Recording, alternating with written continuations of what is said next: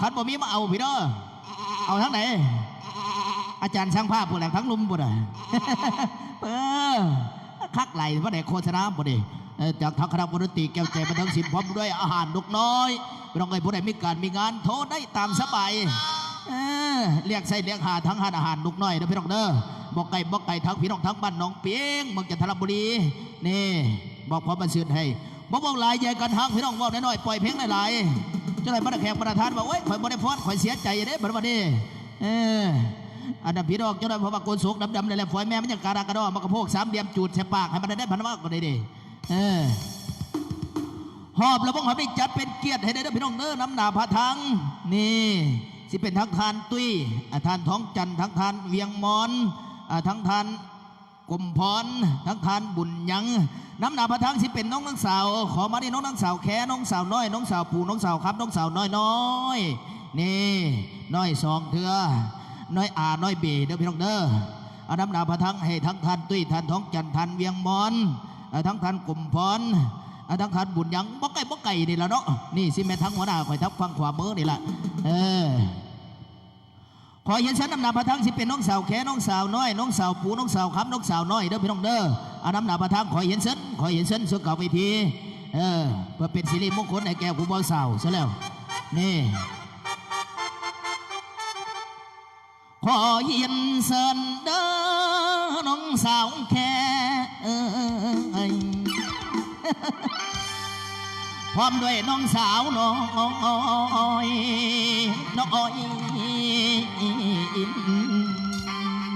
สาวพูดนะน้องยุบปีสาวคำน้องอยู่ใส่น้องเอาขอเห็นเส้นน้องสาวน้อยน้องสาวแค่น้องสาวน้อยน้องสาวปูน้องสาวครับน้องสาวน้อยน้ำหนาผาทางที่เป็นท้องทานทักทักตุ้ยเนี่ยเอาเชิญน้องสาวแค่น้องสาวน้อยน้องสาวปูน้องสาวครับน้องสาวน้อย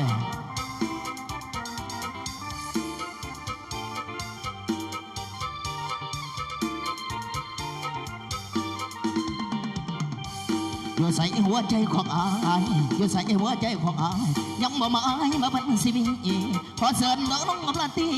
ขอเชิญน้องปลาตีขอเห็นเชิญน้องสาวแค่สาวน้อยอยู่ใส่หยิบออกมาไว้ในแม่มาฟ้อนละมงกันแท้ยกมือแก่แดอยู่หน้าเวทีเดี๋ยวขันปล้ำจาก4 เพิ่นกับบ่สิบ่ฟ้อนมาทั้งกันทั้งมักฝ่ามือหมดเลยพอเห็นได้น้องสาวแค่น้องสาวน้อยน้องสาวผู้น้องสาวคำสบายดีสาวน้อยแต่ชื่อตัวละละสบายดีเจ๊ใหญ่ยิ้มเปิ้นมันปั่นเปิ้นผู้สาวอายุ13 ปีเดือนนั้นฝากธนาคารกี่ดอกเบี้ยเนาะสบายดีจังเจ๊ใหญ่ขอได้สบายดีอยู่ดีมีแห้งอยู่แดงมีฮิปัตราสิ่งไหนได้สิ่งนั้นเนาะวันเสด็จนี่ทั้งเจ๊แค่มาแล้วบ่ทั้งเจ๊น้อยมาแล้วบ่ทั้งเจ๊ปูนะเจ๊คำเว้ยเจ๊คำอยู่ใส่รถเจ๊คำเจ๊น้อยน้อย2 น้อยเด้อพี่น้องเด้อเจ๊น้อยมาแล้วบ่เจ๊น้อยใหญ่เด้อเอาเส้นน้ำหนาพระทังที่เป็นน้ำหนาพระทังให้ทั้งทานตุ้ยทานท้องจันทั้งทานเวียงมอนทั้งทานกลุ่มพรทั้งทานบุญยงนี่เอาเส้นยักอีกหังน้องนังสาวยักอีกดียักอีกหนึ่งทาน1 น้องนังสาวสาวแค่ยุ่ใส่สาวแค่บ่สาวแค่สาวน้อยสาวปูแล้วก็สาวคำสาวน้อยอีกดีเมื่อแล้วบ่โอ้ทั้งทานพันโทคอยนี่ผลจัดหนักได้บ่ได้มอบขอประเชิญให้ม้วนสันสำนักการจากทางคณะมูลนิธิเฮาม้วนนับกันเฉลย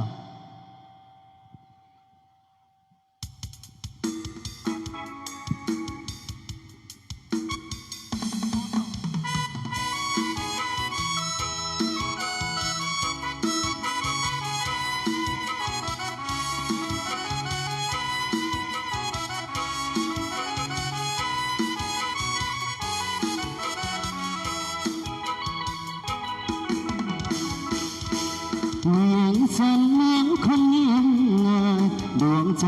ฝันใฝ่สิ้นทางดินแดนแห่ง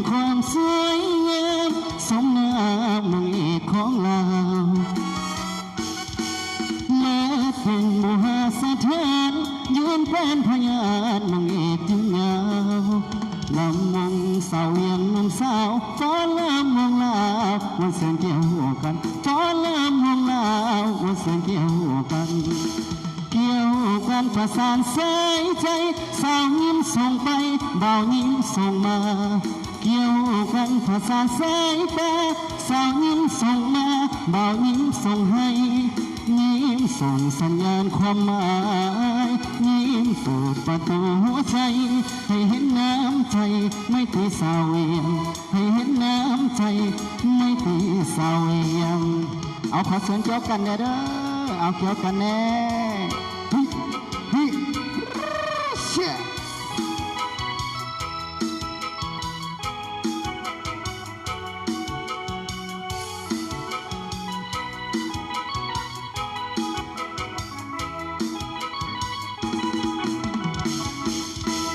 เมียงฉันเหมือนคนยิ้มง่ายดวงใจ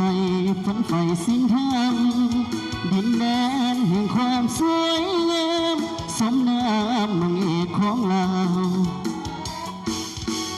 และเป็นบุหาสถานยืนเป็นพยานมังเอกยืนยาวลำมองสาวเวียนนุ่มสาวฟ้อนลำวงลาวมวนเสียงเกี่ยวกันฟ้อนลำวงลาวมวนเสียงเกี่ยวกันเกี่ยวกันประสานสายใจสาวยิ้มส่งไปบ่าวยิ้มส่งมาเกี่ยวกันประสานสายตาสาวยิ้มส่งมาบ่าวยิ้มส่งให้ยิ้มส่งสัญญาณความหมายยิ้มเปิดประตูหัวใจให้เห็นน้ำใจไม่ตีสาวเวียงให้เห็นน้ำใจไม่ตีสาวเวียง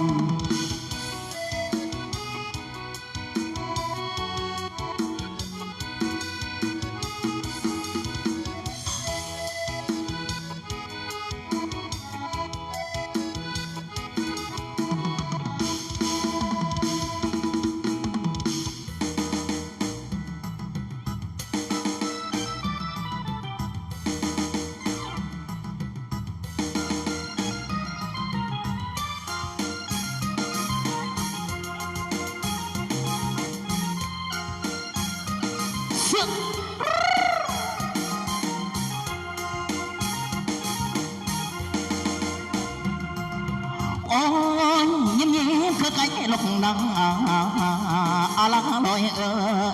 ยำยำคือปังลงตอนน้องคำแน่ฟังแล้วน้องสิวบอกอ่อนทางอยากบานแห่ได้ไปบ่ละมึงดำกี่บอกไปบ่ละมึงดำกี่บอกได้อาลาลอยยกยกยกฮึบฮึบฮึบโอ้ยทักไหลเสด็จ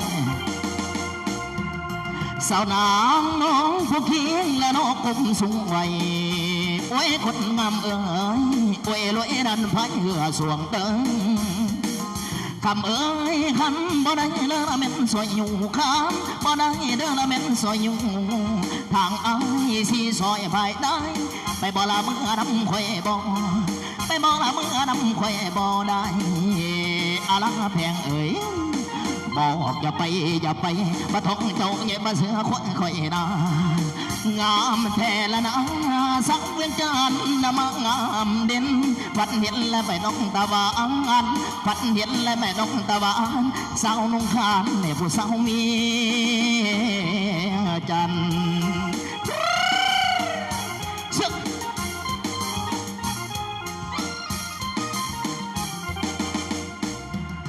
คำเสียจีพอปันยุนไหลดังโอ้ยคนงามปากเสียใจพอปันยุนยิงดังคำแต่สาวเป็ดเดลเม็ดบินเบินแต่สาวเป็ดเดลเม็ดบินเบินบ้านคอยละยนบากปินบ้านคอยละยนบากปินสิตั้งไอเดลเม็ดปินบินพาน้องเดลเม็ดยังเมื่อใดพาน้องเดลเม็ดยังเมื่อใดไปบ่ละเมื่อน้ำคอยบ่ไหนอาลังแพงฮึบฮึบฮึบยกยกยกเอาพอ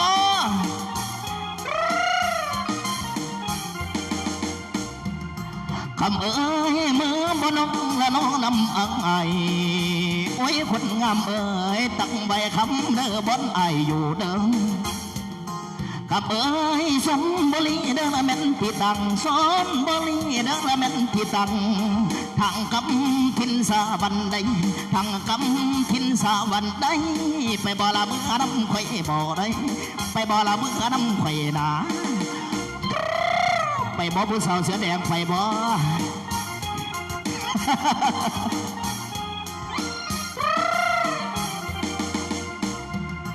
ละเอ้ยอายอย่าขอเขาอยู่สองงอนโอ้ยคนงามเอ้ยซ่อนซ้ำได้แต่เป็นได้บ่น้องคำเอ้ยอายอย่าขอเด้อละมันเป็นอายอย่าขอเด้อละมันเป็นละเป็นแฟนละกับน้องเสือแดงได้เป็นแฟนละกับน้องเสือแดงไปบ่ละเบื่อน้ำข่อยบ่ดังไปบ่ละเบื่อน้ำข่อยด่าละข่อยเอ้ย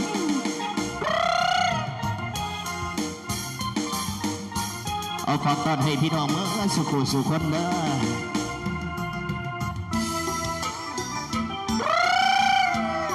ผู้ใดเอวอ่อนผู้ใดมืออ่อน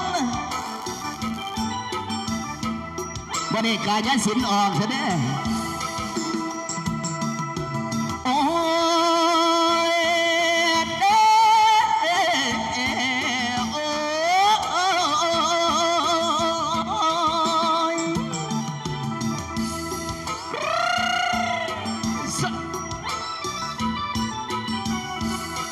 ทำเอ้ยไอ้น่ะมาเห็นนางเห็นนางสาวเพียงจับงามเด่นน้องทำเอ้ยขอเป็นเคยแม่น้องขอเป็นเคยแม่น้องเจ้ามองว่าจากเด้โอ้เด้โอ้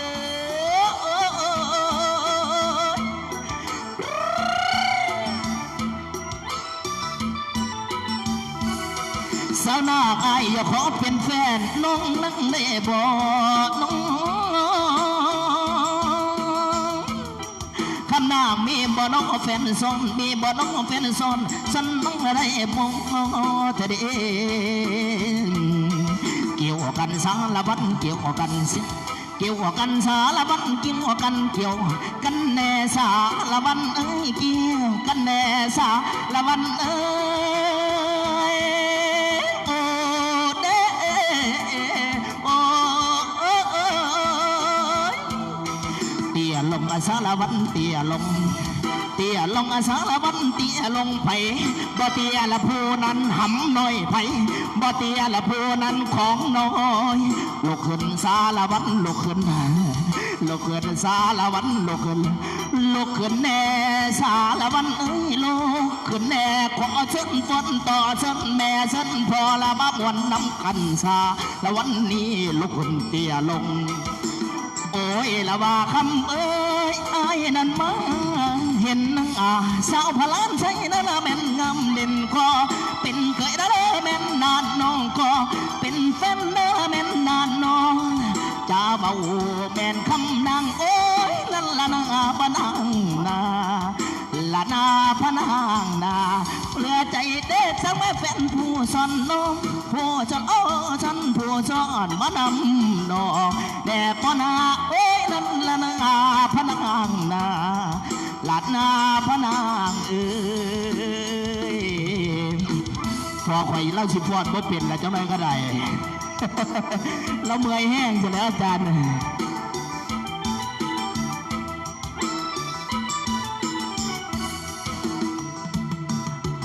โอ้ยเด้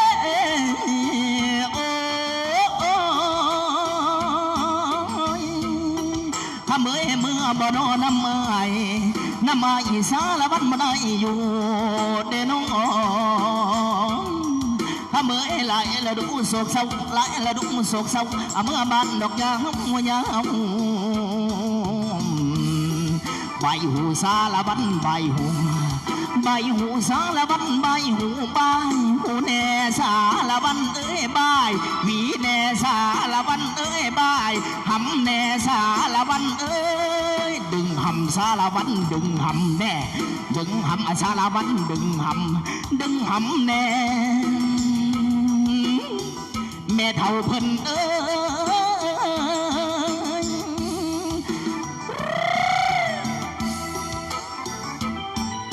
คักไหลบ่ได้คักไหลพี่น้อง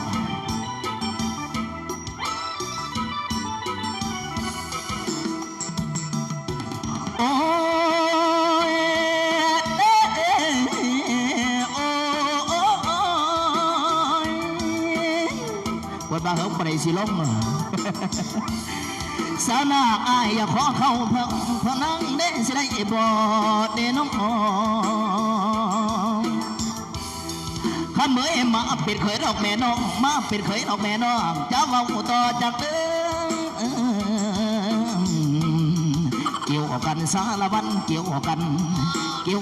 สารวันเกี่ยวกันแน่สารวันเอ้ยเกี่ยวกันแน่สารวันเอ้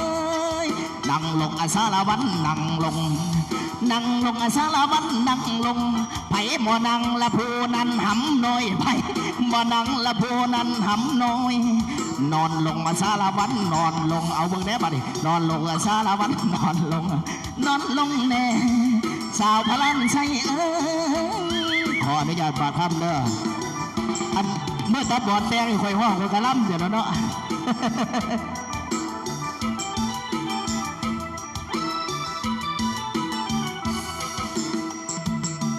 ข้าเมื่อพ่อจะมาทางนี้สารวันขอลาก่อ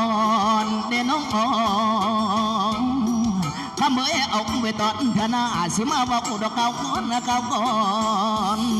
เสิร์นส่งสารวันเสิร์นส่งแน่สารวันเอ้ยเสิร์นส่งแน่สารวันเอ้ยข่อยอีตนทับพอข่อยผู้ดอกอันสิลำไปตัวมันกันยาวอีเหลียสารวินอกเอามาแต่งมวยมาได้จักบาท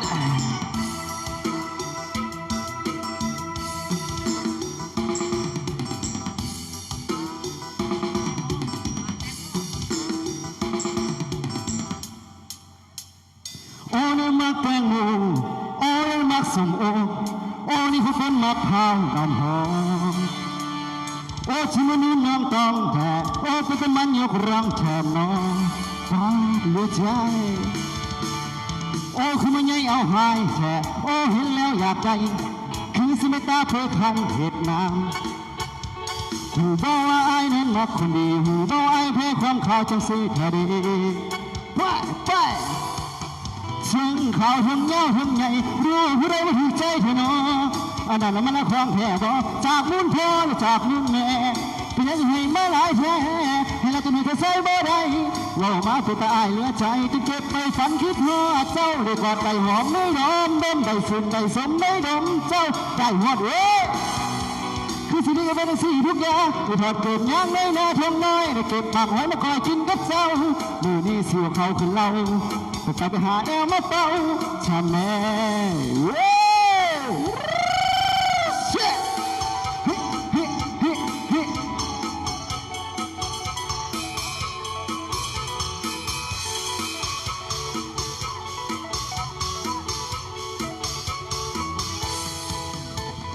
โอ้คือไม่ใช่เอาหายแช่โอ้เห็นแล้วอยากได้คือสิบตาเพื่อคันเหตุน้ำหูบอกว่าไอ้นั้นมักคนดีหูบอกว่าไอ้แพ้ความข่าวจังสีแท้ดีไปเสียงข่าวทั้งเงาทั้งใหญ่รู้ผู้ใดมันถูกใจเธอเนาะอันนั้นแล้วมันคลองแท้บ่จากมุ่นพ่อและจากมุ่นแม่เพียงให้มาหลายแท้เราจะมีเธอใส่บ่ได้เรามาผู้ตายเหลือใจต้องเก็บไปฝันคิดว่าเจ้าได้กอดได้หอมได้ดมได้ฝุ่นได้สมได้ดมเจ้าได้หอดเว้ยคือสิ่งที่เราเป็นสิ่งทุกอย่างที่ถอดเกิดย่างในนาทงน้อยเก็บหมากไว้มาคอยกินกับเจ้ามือนี้เสียเขาขึ้นเราไปหาแนวมาเป่าฉันแน่โอ้นั่นมักแตงโมโอ้นั่นมักส้มโอโอ้นี่เขาเป็นมะพร้าวน้ำหอม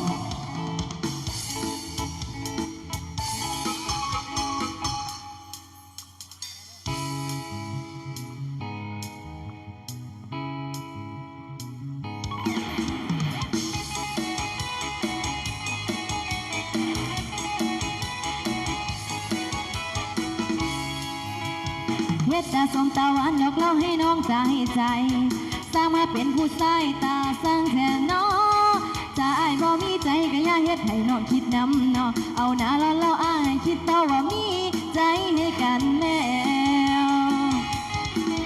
น้องเลี้ยวเบิ่งทางซ้ายและพันมาแนมขวาอ้ายขยิบตาและยิ้มมาหัวใจเต้นสาวคนใดย่างไกลเข้าไปอ้อยอ้ายก็เห็นว่าอยากปล่อยให้ใจแต่ทนไว้ตายน้องมากอ้ายหลายขอเบอร์แลกลายอยากถามอ้ายว่าอ้ายมีเมียไปใจอยากบ่มีน้องที่จิบเอาชนแก้วเบาๆโบกมือบายบายคุยกันเด้อเซ็ตให้เด้อมากอ้ายหลายเด้อ ถือใจน้องแล้วก็เลยไปชนแก้วที่เพียเมาจะกลายเป็นเมาแซวแต่ของน้องเป็นของอายแล้วอยากเป็นคู่ของอายนะบ่ขาดแก้วโอ้โอ้โอ้โอ้โอ้ยน้องเลี้ยวเบิ่งทางซ้ายและพันมาแนมขวาไอ้ขยิบตาแล้วยิ้มมาว่าใจเต้น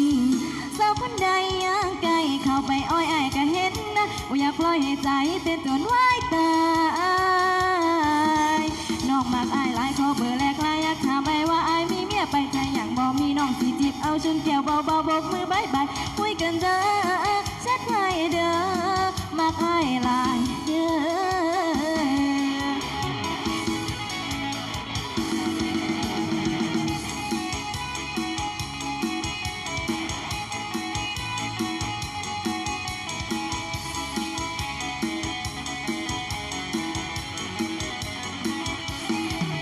น้องเลี้ยวเบิ่งทางซ้ายและพันมาแนมขวาไอ้ายก็หยิบตาแล้วยิ้มมาหัวใจเต้นสาวคนใดย่างไกลเข้าไปอ้อยไอ้ายก็เห็นนะว่าอยากปล่อยให้ใจเต้นจนไหวตายน้องมากอายหลายขอเบอร์แลกลายอยากถามไอ้ว่าอายมีเมียไปใจอย่างบ่มีน้องสีจิบเอาชนแก้วเบาๆโบกมือบายบายคุยกันเด้อเซ็ตให้เด้อมากอายหลายเด้อ น้องมากอายหลายขอเบอร์แลกลายอยากถามไอ้ว่าอายมีเมียไปใจอย่างบ่มีน้องสีจีบเอาชวนแก้วเบาๆโบกมือบายบายคุยกันเด้อเซ็ตให้เด้อมากอายหลายเด้อ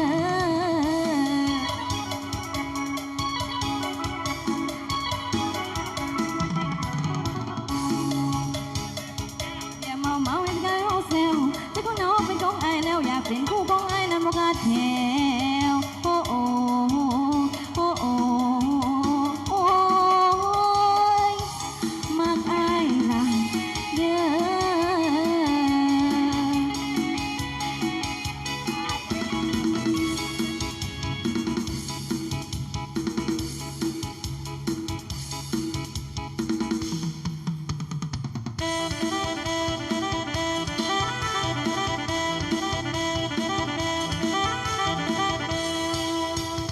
ดูดูเป็นสองแสงเห็นหน้าอายแต่เศร้าอายละคิดว่าเจ้าสู้เศร้าสู้แลจักว่าเป็นจังใดอยากกินแต่หน้าไม่เอามาต้มมาโมกุมาสุกมาแต่ก็อยากสิสวนเจ้าไปลงทุ่งลงทาคืนดอกไฟลันนาคำแพงอย่าลืมเด็กกาตาเสียมไว้ไว้คุณไว้ใจบางนอนแนงมันอาจสิเกิดอยู่รถงัดชิงงัดชิงงัดชิงงัดงัดชิงงัดชิงงัดชิงงัดงัดชิงงัดชิงงัดชิงงัดงัดชิงงัดชิงงัดชิงงัดเอางัดทังงัดทังงัดทังงัดงัดทังงัดทังงัดทังงัดเอางัดทังงัดทังงัดทังงัดงัดทังงัดทังงัดทังงัดเสียฮิฮิฮิ ก็ย้อนว่าหากเจ้าแห้งที่ให้สาดได้จังใดที่อายส่วนไปหาหนอไม่ก็เพราะได้ไกลแต่เองยังหักเจ้าบ่มีไทยทองหน้าบ่รอแต่หาหลายคนเจ้าบ่มีห้างไปหาหนอไม่น้ำอายแน่เมื่อคำแพงไป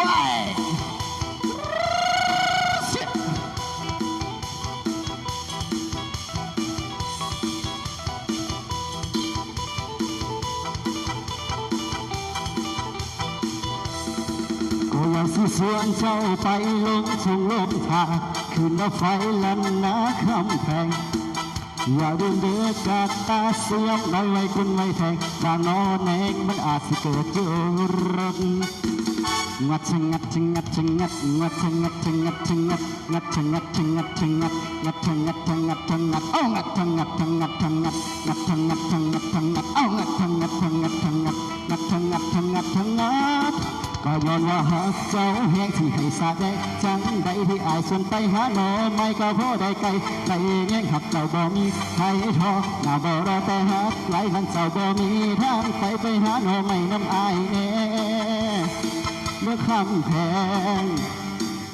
งัดชะงัดชะงัดชะงัดงัดชะงัดชะงัดชะงัดงัดชะงัดชะงัดชะงัดงัดชะงัดชะงัดชะงัดงัดชะงัดชะงัดชะงัดเอางัดชะงัดชะงัดชะงัดงัดชะงัดชะงัดชะงัดเอางัดชะงัดชะงัดชะงัดงัดงัดงัดงัด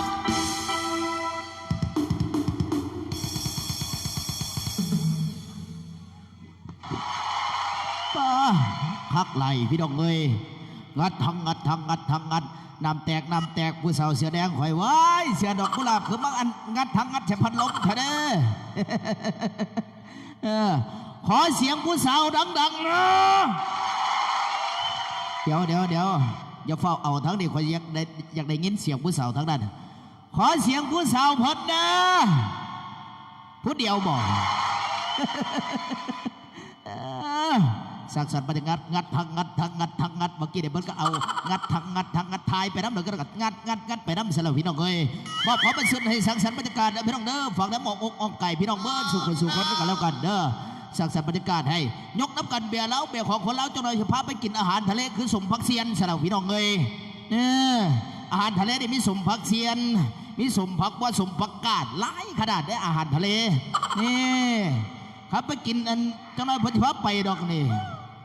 ขัดไปกินสมพักนี่สิเป็นหอยแข็งหอยแมงผู้แม่นบ่ละพอคืออยากโอเทละพอเพิ่นว่าเพิ่นอยากโอเทนอฝากตอนให้พี่น้องเอ้ยสังสรรค์บรรยากาศคอยวีกันไปน้ำว่าวหยอกว่าวใหญ่ให้จะได้มันสิบวันสิน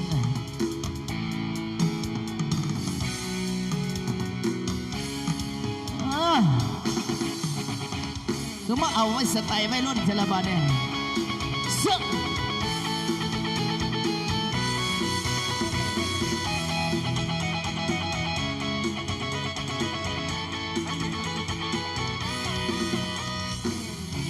แค่ไหนกับคำว่ารักที่คุณบอ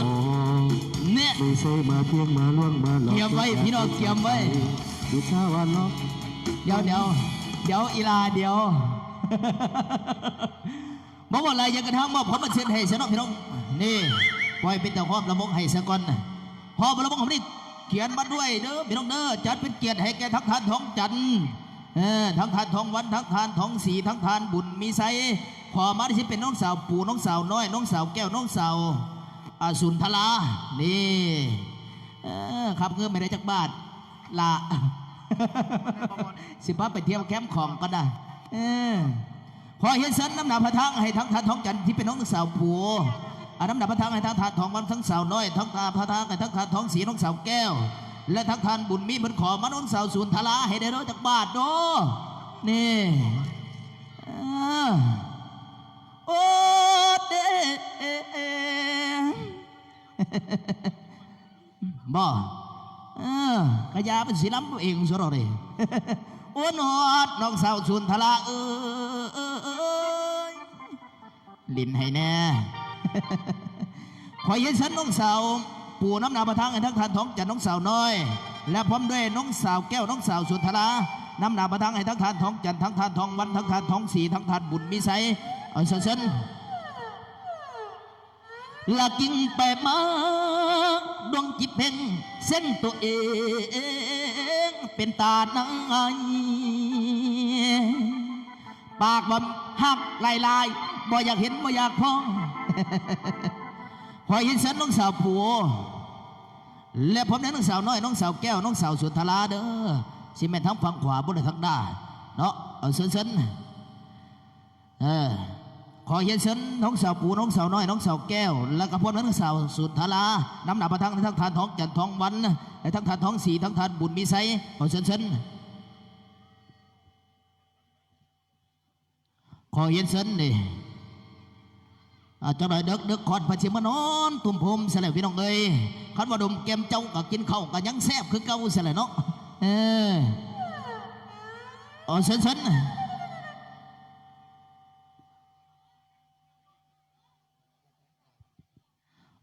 ้นน้องสาวปูน้องสาวน้อยน้องสาวแก้วน้องสาวสุนทราน้ำดาประทางให้ทักทานทองจันทร์ยุไซเนาะเจ้าขอเห็นเส้น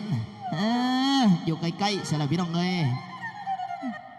มาแล้วสบายดีโดยยืนปีนาไปพุ่นปิดก้นมหารักดนตรีซะแล้วอันทั้งเจ๊ปูยุ่ใส่เจ๊ปูจ้าทั้งเจ๊น้อยยุ่ใส่พุ่นลัดแม่น้ำของไปแล้วพุ่นทั้งแม่แก้วยุ่ใส่แม่แก้วเจ้าแม่สุนทราทักกากเนาะเอาขอยิ่งเส้นทั้งเจ๊น้อยนี่น้ำหนาพระทั้งให้ทั้งทานทองจัดทั้งทานทองมันทั้งทานทองสีทั้งทานบุญมีไซเส้นนี่เจ๊น้อยเอ้ยเจน้อยเอ้ยเจ้า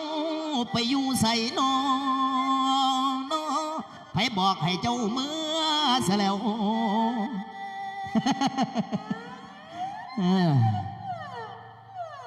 เส้นทักทานทองจัดทักทานทองบันทักทานทองสีทักทานบุญมีไซ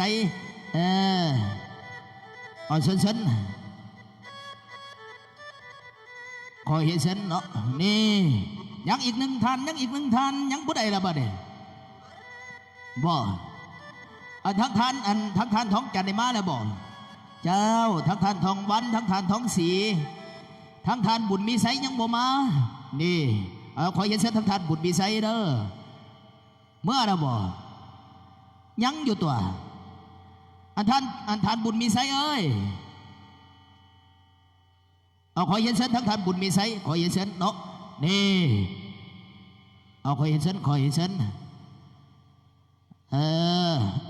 อยู่ไก่กระดอซะเลย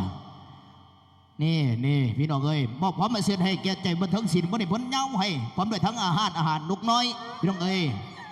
มอบพร้อมมาเส้นให้เสิร์ฟบรรดาแขกบรรดาทานทุกตัวทุกตังม้วนนับกันซะแล้ว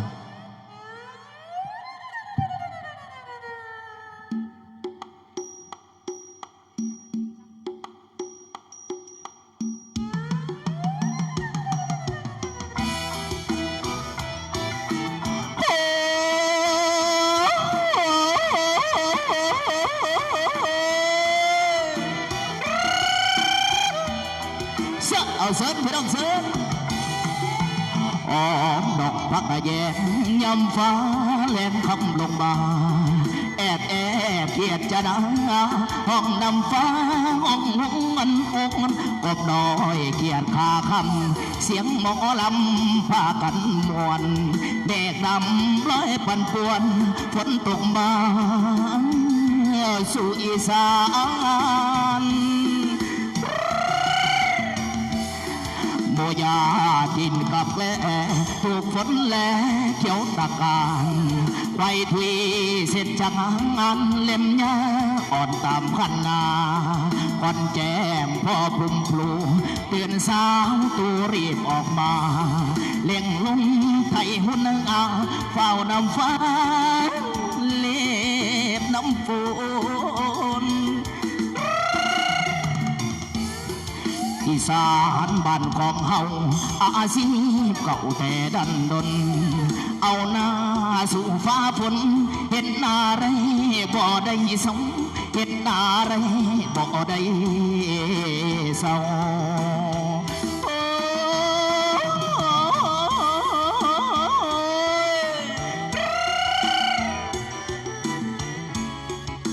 เอามวนพี่น้องโดน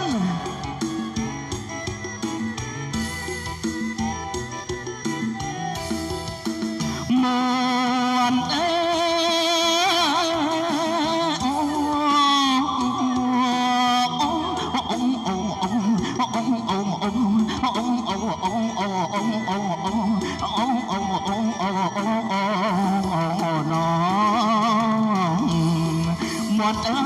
มวนเสียงกลมร้องกลมลำนางเอา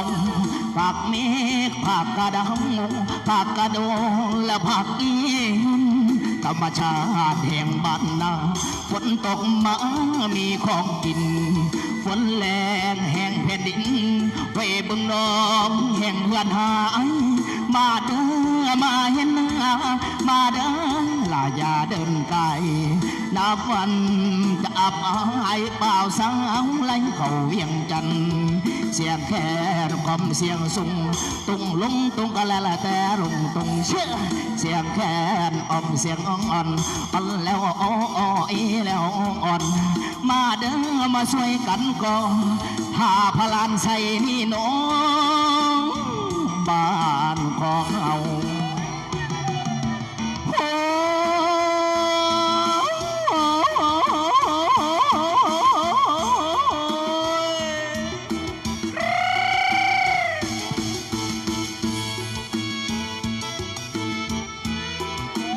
เอาแม่ข่อยมวนนับกันเสนอมวนโอ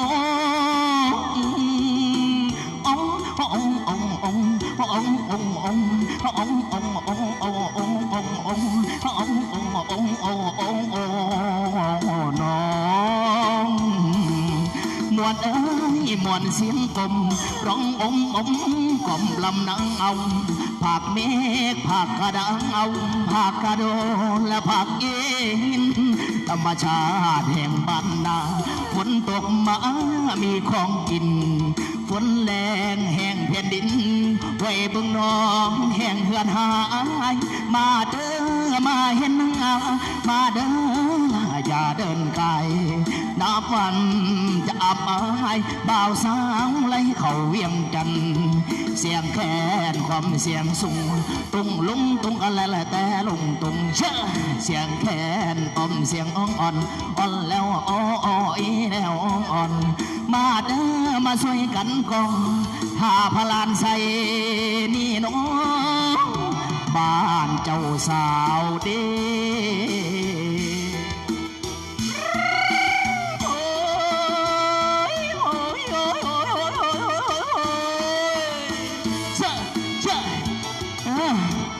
มื่อนี้มึงมีไผออกลมน้ำข่อยวะล่ะดิ คักไหลพี่น้องคักไหลเอาม้วนกันต่อมาดิ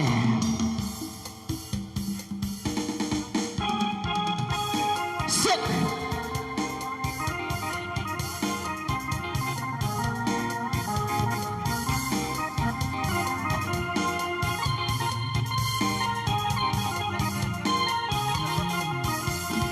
นั้นมาเป็นเพื่อนเราขอเขาให้มาเฮียงหน้าหน่อยอดซ้ำอ้อยไม่เกรงใจต่อยบ้างเลยมันเจ็บแต่ว่าเปิดละแสนเห็นเขากับแฟนของเราเยอะๆชูชีกับบนแห่งหน้าไม่ไอ้นกกาฟ้าดินบ้างเลยขอทำกันอยากเปิดเผยขอทำกันอยากเปิดเผยได้ใจจังเลยเจ็บพอดเฮียงหน้า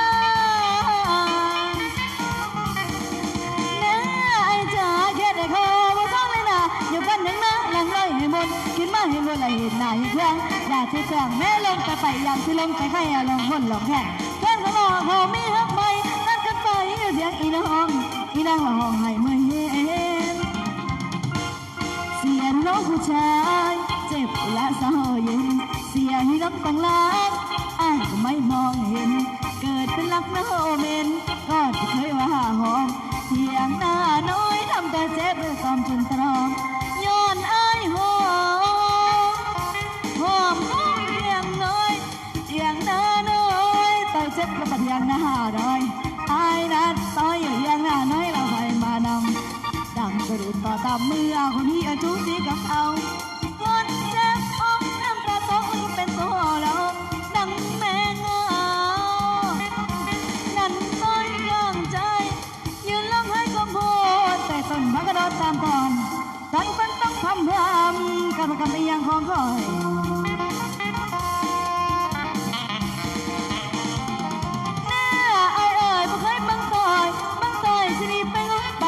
ตอนพน้องของอายละปล่อยดอกนั้นเหรอแต่ได้ว่าลายเธอสัญญาลงประชาคนนี้บอกมองเห็นช้ำความมันช้ำกลายเป็นความเพื่อนความรักเลยหลับเลื่อนตกเสาเคียงมองนั่งกับเสาเคียงมอนเพียงหน้าห้องขอนอน